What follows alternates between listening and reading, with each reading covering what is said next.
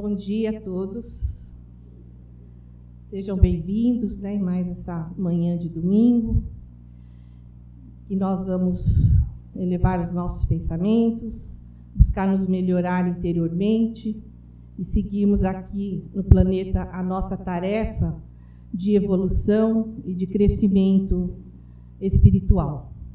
Bom, o tema da palestra de hoje é deste livro, que tem sido várias semanas já, o Livro da Esperança, que é do Espírito Emmanuel, o mentor do Chico Xavier, e a psicografia, o médium, é o Chico Xavier. E esse livro é bastante interessante, porque todo o tema está baseado em dois itens. O primeiro, um versículo, um trechinho do próprio Evangelho normal, o Evangelho que todos os cristãos usam. No nosso caso hoje, é um trechinho de um versículo de Mateus, do capítulo 11, que diz o seguinte: tomai sobre vós o meu jugo. E o outro trechinho, que é do Evangelho segundo o Espiritismo, que foi trazido para nós, codificado pelo Kardec, com as respostas e a inspiração dos espíritos superiores. E o trechinho de hoje, do Evangelho segundo o Espiritismo, é do capítulo 22, do item 3, e que diz o seguinte: mas na união dos sexos, a par da lei divina material, comum a todos os seres vivos, há outra lei divina, imutável, como todas as leis de Deus, exclusivamente moral, a lei de amor. Então, resumindo essa ideia, dizendo que na união dos sexos, quer dizer,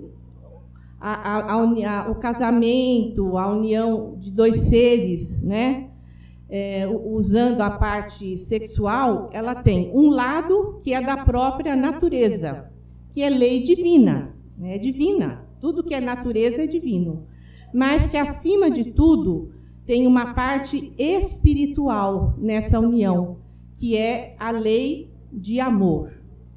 Então, o tema hoje, o Emmanuel, vai desenvolver o tema que chama-se No Caminho da Elevação.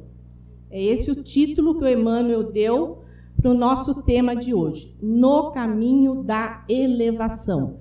Quer dizer, que qual é o caminho que nós, que estamos aqui no planeta encarnados, devemos fazer para nos elevar, isto é, para nos melhorar, para nos aprimorar como espíritos.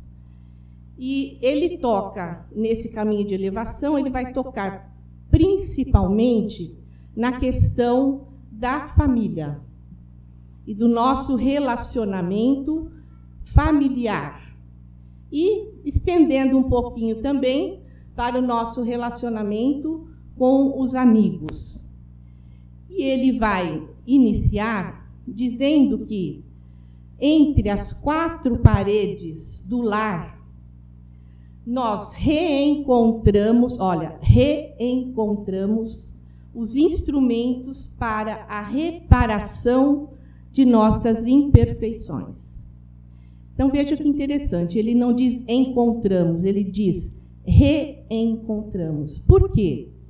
Porque é justamente no lar que nós vamos receber aquelas pessoas, aqueles seres com quem nós temos problemas, ou tivemos problemas, dificuldades em outras vidas. Porque a essência do Espiritismo é a reencarnação. Então, justamente dentro da nossa família, estão reencarnados os espíritos que precisam se entender, que precisam crescer. E Por isso que é tão difícil, às vezes, o relacionamento dentro do lar. Ainda bem que não é só difícil, né?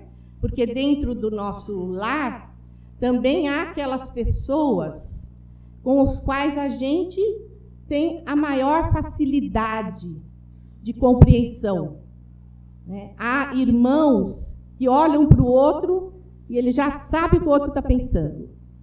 Compensação, né? Tem irmãos que não podem um olhar na cara do outro que já está brigando, né? Assim também, o marido, a mulher, o pai, a mãe, né? E até os agregados, né? Como a gente diz, o genro, a nora, a sogra, o sogro, o cunhado, tudo isso faz parte do nosso círculo familiar. Então, aquele nó mais duro, né? Pai, mãe, filhos, irmãos e avós, né? E outros também que vão vindo, que são os cunhados, os genros e tal. E aí ele está nos dizendo, então, que é justamente no lar que a gente reencontra, porque a gente já viveu antes junto, né? Então nós estamos nos reencontrando, para que cada um de nós dentro do lar sejamos instrumentos para corrigir aquilo que não deu certo nas outras vidas. Corrigir aquelas imperfeições que cada um de nós tem. Cada um no seu nível, cada um no seu tempo, né? E para ilustrar essa relação, né, que existe dentro do lar, eu escolhi falar com vocês a respeito de um livro do André Luiz, aquele mesmo autor espiritual que escreveu O Nosso Lar, né, que a maioria conhece, pelo menos no filme, né? E é o último livro da coleção dele, O Nosso Lar é o primeiro. Aí ele tem vários outros, e esse livro aqui que se chama E a Vida Continua. Essa capinha é antiga, provavelmente hoje a capa seja um pouquinho diferente, mas E a Vida Continua. É a psicografia do Chico Xavier, mas o espírito é André Luiz, né? Em que ele conta uma história que pode nos dar um exemplo disso que estamos falando, desse relacionamento, dessas teias que se formam nas famílias, né, com o objetivo da elevação espiritual. Então, tem bastante nome, eu vou tentar colocar de maneira clara para vocês, né, mas não se incomodem muito, não se embaralhar aí a cabeça, quem é mulher de quem, marido de quem, não tem muita importância, tá bom? O que vai ser importante é a conclusão que nós vamos tirar no final, né? Mas eu vou tentar contar a historinha para vocês. Como são vários personagens, pode ser que... E os nomes também que ele escolheu são nomes um pouquinho difíceis, porque essa história é uma história real, né? Que realmente aconteceu. E foram mudados os nomes, tá? Mas é verdadeira. Então, ele começa, né, nos contando, e quem está narrando, quem está contando a história, lembre-se, é o André Luiz. Ele está lá no plano espiritual, ele já está desencarnado, tá? Então, ele começa a contar que tinha de duas personagens, e começa com uma delas, a Evelina, que está sentada, né? Conta que ela está sentada num parque, numa praça, bem bonita, bem aconchegante, diante de um hotel em que ela está hospedada, né? E ela está hospedada nesse hotel porque ela está doente. Ela está com uma doença e o médico, segundo ela, né, ela contando, e o médico recomendou que ela fosse para aquela cidade que tem uma boa ar bom, água boa, né, um lugar tranquilo, para que ela pudesse se refazer, porque ela teria que fazer uma cirurgia, Então, antes da cirurgia, o médico recomendou que ela fosse para lá. E ela estava ali, sentadinha, tomando aquele ar, aquela natureza e tal. Aí, de repente, chega perto dela um senhor, todo bem arrumadinho, né? Nada de luxo, mas arrumadinho, uma pessoa que ela viu que era uma pessoa boa, né? Passou uma coisa boa para ela. E chegou, cumprimentou e disse assim: eu sou o Fantini, eu me chamo Ernesto Fantini. E eu também estou aqui nesse hotel, né? Também buscando energias, porque eu também vou fazer uma cirurgia. E eu fiquei sabendo, uma amiga minha aqui, que está comigo aqui no hotel, me disse que a senhora Evelina, né? Evelina Serpa, ela disse, sou eu mesma. Então, aí essa amiga me disse que a senhora está com o mesmo problema que eu. Nós temos a mesma doença. E vamos ter que passar pela mesma cirurgia. E aí até ele falou lá o nome da doença, que o André Luiz não fala no livro, e ele falou o nome científico lá da doença, né? Que os dois tinham. E nisso, né, eles tinham um problema, como começaram a conversar. Né? E dali entraram para o hotel, nos outros dias se encontraram, cada um falando da sua família, e assim foi indo. Só que mais para frente, a gente vai fazer uma descoberta incrível. Nós mesmos estamos lendo o livro. E que descoberta é essa? E os dois estão desencarnados. Eles já tinham morrido. Né? E o Fantini já tinha ideia que isso tinha acontecido com ele. Mas a Evelina não. Ela tinha certeza absoluta que ela estava viva. E que ela ia ainda passar pela cirurgia. Aí, o próprio André Luiz, que está contando a história, ele diz o seguinte: os dois já tinham feito a cirurgia. Quando eles conversam ali na praça, eles já tinham morrido, já estavam desencarnados. Mas o espírito, muitas vezes, não percebe logo de cara. Né? E nenhum dos dois tinha percebido. O Fantini depois logo foi dito para ele, porque ele ia aceitar melhor, mas ela não aceitava, ela não entendia. Então, o próprio plano espiritual é muito cuidadoso com a gente. Né? Eles só vão dizer no momento certo, que o espírito estiver pronto para ouvir que desencarnou. Né?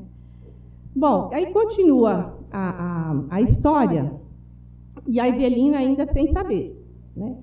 E nesse meio tempo, o que é importante é que existe os instrutores, né? E o instrutor daquela região que eles estão ali, como se fosse uma colônia mesmo, né? É o irmão Cláudio, é o espírito mais evoluído daquela colônia.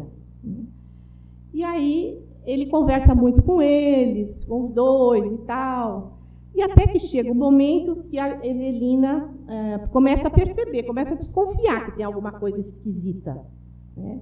E aí, devagarinho, eles vão contando para ela que ela está desencarnada. Tudo bem. Só que o que acontece? Isso acontece muito normalmente conosco também, quando passamos para o lado de lá e com os nossos parentes. Né? Às vezes a pessoa já tem uma certa compreensão. Aí o que dá? Isso aparece no nosso lar também, se vocês lembrarem. O espírito fica com muita saudade dos familiares que ficaram encarnados no planeta e ele quer ver os parentes. Lembram que o André Luiz, né, no nosso lar, ele quis ir lá ver a mulher, as filhas e tal. E os dois também, a Evelina e o Fantini, queriam voltar, né, e ver como que estavam os parentes, que estavam com muita saudade. O Fantini tinha a mulher, a Elisa, e a filha, que até dava muito trabalho para ele. Então, ele estava preocupado. A mulher parece que não era também uma pessoa de cabeça muito boa. Ele deixou a mulher viúva, a filha, os negócios, porque ele era um homem de negócios. E enquanto ele estava vivo, olha que interessante, ele era daqueles que a gente conhece bem, né? Trabalha, quer ganhar dinheiro, quer fazer isso. Somente o homem. E esquece a família. E o Fantini era assim, né? Ele estava super bem, deixou a mulher e as filhas com uma tranquilidade muito grande financeira, mas ele mesmo tinha se doado pouco para a família. E a Evelina também queria ver o marido, né? Ela tinha já contado que ela casou com o Caio e durante 6 anos eles foram muito felizes. Só que depois de 6 anos ela queria muito engravidar, não conseguia e teve vários abortos naturais, espontâneos. E depois desses abortos, o Caio via que ela não conseguia ter filho, começou a se desinteressar dela, né? Não ligar para ela, e arrumou uma amante, né? Então ela estava sofrendo muito. Mas como ela era até uma pessoa bondosa, ela não tinha raiva do marido, ela continuava gostando. Bom, aí o irmão Cláudio, depois de uma preparação, né, muito estudo, eles estudaram bastante, falou, tá bom, agora vocês estão prontos para ir lá e ver como estão os seus familiares.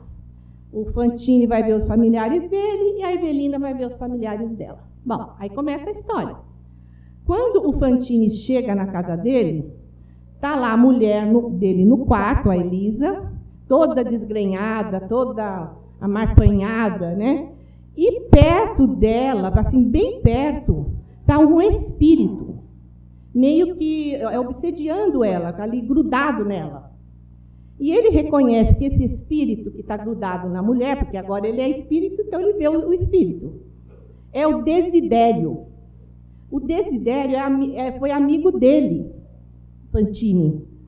E o Fantini acha, né, ou teve a intenção mesmo, de matar o Desidério, quando ele estava encarnado. E ele realmente, no barco, eles eram amigos, ele, Fantini, esse Desidério, que estava agora como espírito, e um outro amigo chamado Amâncio. Eles fizeram uma caçada, e o Fantini já estava com ciúme do Desidério com a Elisa, encarnados. Já tinha ali um negócio de ciúmes do Desidério. Ele armou uma caçada, uma cilada, e atirou no Desidério. E achou que matou o Desidério, né? E aí nessa, olha, gente, vale a pena ler o livro para vocês verem como as dívidas, né, que a gente tem com os nossos irmãos, como são terríveis. Porque quando o Desidério viu o Fantini, ele ficou louco. Ele foi para cima dele e falou barbaridades para o Fantini, né, que tinha tirado a vida dele. Nossa, é terrível, vale a pena vocês lerem. Mas aí o Fantini, que já estava mais preparado, ele pedia perdão para o Desidério. Eu não sabia o que eu estava fazendo e tal. Falou palavras bonitas e o Desidério não queria saber. Como a gente aqui, né? Se a gente faz alguma coisa errada para alguém, vai pedir perdão e a outra pessoa acaba mais ainda com a gente. Não quer saber de perdoar.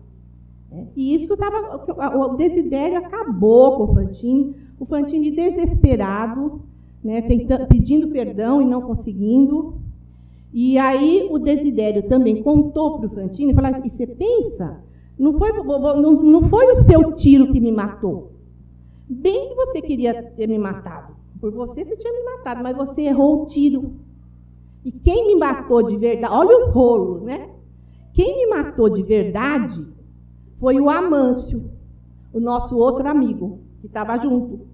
Por quê? Porque o Amâncio, olha só, era solteiro e gostava da mulher do Desidério, que era a Brígida. Olha as tramas, né? Então, vejam, o Fantini, de fato, não tinha dado o tiro certeiro, mas ele teve a intenção, porque ele deu o tiro e errou. Quem acertou foi o Amâncio, que gostava da Brígida, mulher do Desidério. Muito bem. E naquela loucura toda, o Fantini percebeu que ele estava se perdendo. Então, ele pede a ajuda do irmão Cláudio, né? E o irmão Cláudio vem e tira ele dali, daquela situação. Então, guarda essa história. Aí foi lá a Evelina ver o marido, o Caio, e chegou, viu o marido com a outra. Se chamava Vera. E eles estavam juntos, mas não tinham se casado legalmente. Estavam juntos. E a Vera queria muito casar, mas o Caio era também super assim, materialista, e era danado, né? E tinha até outras mulheres, ele não queria saber. Né?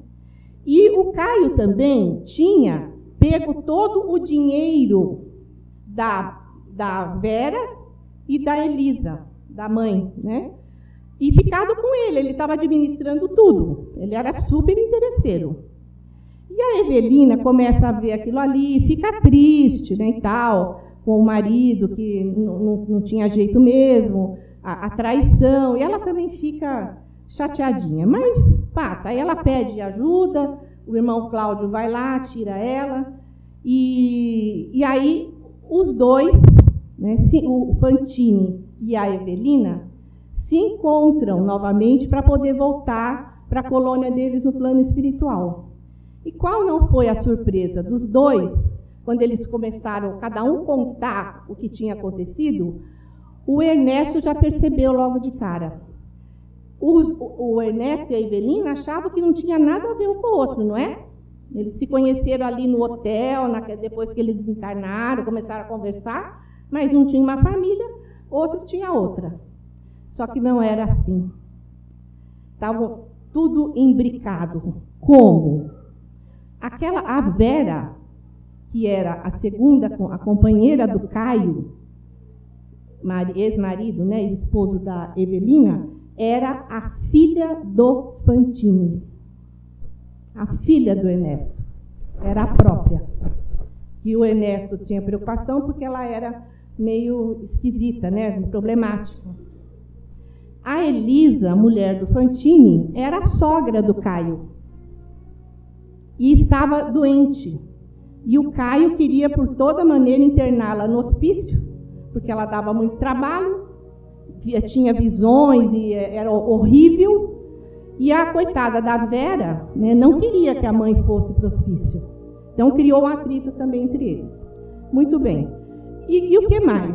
Então, a Vera era filha do Fantini, e a Brígida, que era a mulher do Desidério. Ah, e o Desidério, lembra do Desidério? O Desidério era o pai da Evelina. Imagine vocês, aquele homem que o Ernesto Fantini atirou, que o Amâncio matou, e que estava um espírito super revoltado, era o pai da Evelina. E aí a conclusão, quando eles voltam para o plano espiritual, eles vão ser preparados para ajudar aquela família, né? Ajudar a ser, e viram que os dois estavam realmente muito ligados, né? A Evelina e o Fantini. E aí é muito bonito que eles vão se preparar para ver as reencarnações. E aí vai ser preparada a reencarnação do Túlio, que foi um namorado da Evelina, que gostava muito da Evelina, mas a Evelina não gostava dele. E ele ficou quis casar com o Caio. Ele chamava Túlio. E o Túlio ficou tão desesperado, que ele amava muito a Evelina, ele se suicidou. E aí lá no plano espiritual, a Evelina começou a ajudá-lo, né? Então, a primeira reencarnação que iria acontecer seria do Túlio. Então eles iam ajeitar. Ó, vocês vejam que não é por acaso. O plano espiritual trabalha muito. Então, eles lá, o Fantini e a Evelina, com a ajuda dos amigos do plano espiritual, iam fazer o Caio e a Vera se casarem. E o primeiro filho iria ser o Túlio, né, que era ex-namorado da Evelina e inimigo do Caio. Então, por isso que a gente tem problema dentro de casa. Porque aquele filho pode ter sido nosso inimigo lá atrás. E aí, ó, o choque é grande, né? Depois, eles iam preparar a reencarnação da Elisa, que era a mulher do Fantini e mãe da Vera, para ser o segundo filho do casal Caio e Vera. Então, a Elisa, que era a mãe, iria reencarnar como filha, né? Então vejam como a situação muda. E depois, o Desidério, que estava muito revoltado, precisou de uma preparação muito maior, né? Porque ele era o mais revoltado de todos. Então, qual o planejamento para ele? Olha que interessante. O Amâncio, aquele que realmente atirou no Desidério, que gostava da Brígida, ele acabou casando mesmo com a Brígida, que era a mulher do Desidério lá, né? Só que eles não tiveram filhos. E o Amâncio, apesar do que ele fez, ele era um homem bom. E veja que interessante, o André Luiz disse que ele era ateu, né? Eu vou estender um pouquinho, porque eu vou terminar a história, tá, gente? Ok? Então, ele era um ateu, mas um homem bom, que tinha posses, e ele ajudava todo mundo. Inclusive, ele era um bom patrão. Ele ajudava, apoiava, pagava bem os seus empregados. Então, apesar da grande falta que ele fez de assassinar o outro, ele tinha muitos méritos pelo bem que ele fazia, né? E aí, o que o plano espiritual vai arrumar? A Brígida é intuída pela Evelina, né, a querer um filho. Só que eles eram mais velhos já. Então, vem na cabeça dela aquela intuição de falar com o marido, o Amâncio, né, deles adotarem uma criança. Olha, esse negócio de adotar.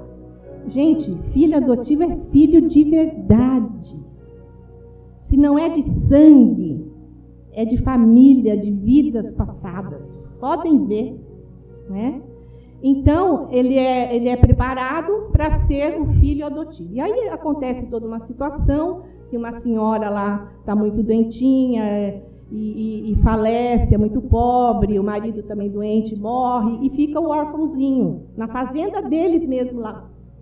E aí o Amâncio e a Brígida adotam essa criança, o Desidério, né? E a história vai continuar, né? Não nesse livro, mas a gente sabe que, logicamente, o Desidério ali, que é revoltado, vai ser talvez um menino problema, que vai precisar de muita atenção. Então, qual é a conclusão que a gente tira, né? De que os nossos laços familiares não são por acaso. E que nós temos que buscar, né, resolver ali dentro, com amor, com tolerância, com paciência, que nós não temos nada a perder.